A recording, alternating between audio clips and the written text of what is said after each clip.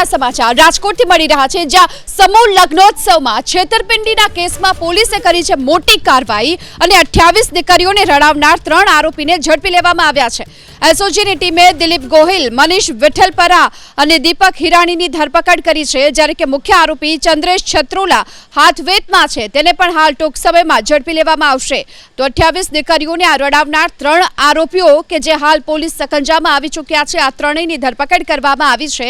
28 દીકરીઓ કે જેમના લગ્ન આજે યોજાવાના હતા, પરંતુ આયોજકો ફરાર થઈ ગયા હતા અને તેને લઈને આ દીકરીઓ કે જેમને હાલ રડવાનો વારો આવ્યો હતો, પરંતુ ત્યારબાદ આ દીકરીઓના લગ્ન પોલીસે કરાવ્યા અને માનવતા મહેકાવી।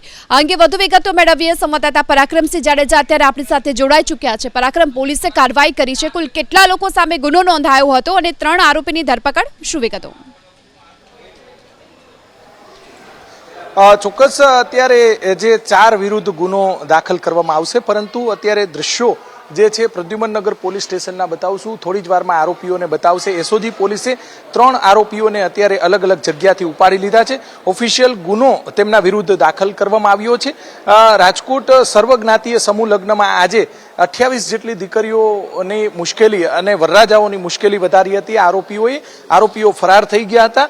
શહેર એસઓજીની ટીમ દ્વારા જે 3 આરોપીઓને ઝડપી પાડવામાં આવ્યા છે, જેમાં જે દિલીપ ગોહિલ, મનીષ વિઠ્ઠલપરા અને દીપક હિરપરાને ઝડપી પાડવામાં આવ્યો છે। તો મુખ્ય આરોપી ચંદ્રેશ છત્રોલા છે તે ફરાર છે। 3 આરોપીઓને અત્યારે પ્રદ્યુમનનગર પોલીસ દ્વારા વધુ પૂછપરછ જે ઉપરનો રૂમ છે ત્યાં રાખવામાં આવ્યા છે। 3ની પૂછપરછ અત્યારે હાથ ધરવામાં આવી છે, પરંતુ સૌથી મોટા સમાચાર કે 3 આરોપીઓને પકડી અને જે તેમના વિરુદ્ધ ગુનો દાખલ 4 વિરુદ્ધ કરવામાં આવશે। ચંદ્રેશ છત્રોલા અને વધારે કોઈ આમાં આયોજકો હશે તો તેમના વિરુદ્ધ પણ પૂછપરછ દરમિયાન નામ બહાર આવશે તો ગુનો દાખલ કરવામાં આવશે।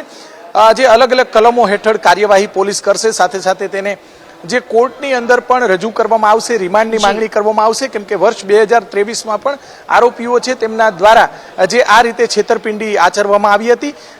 રાજકીય આગેવાનો ઉપરાંત જે અલગ અલગ સામાજિક અગ્રણીઓ છે તેમની પાસેથી આરોપીઓ છે તેમના દ્વારા જે અલગ અલગ ફંડ ફાળા કરવામાં આવ્યા હતા, તે બાબતે પણ પોલીસ દ્વારા પૂછપરછ હાથ ધરવામાં આવશે।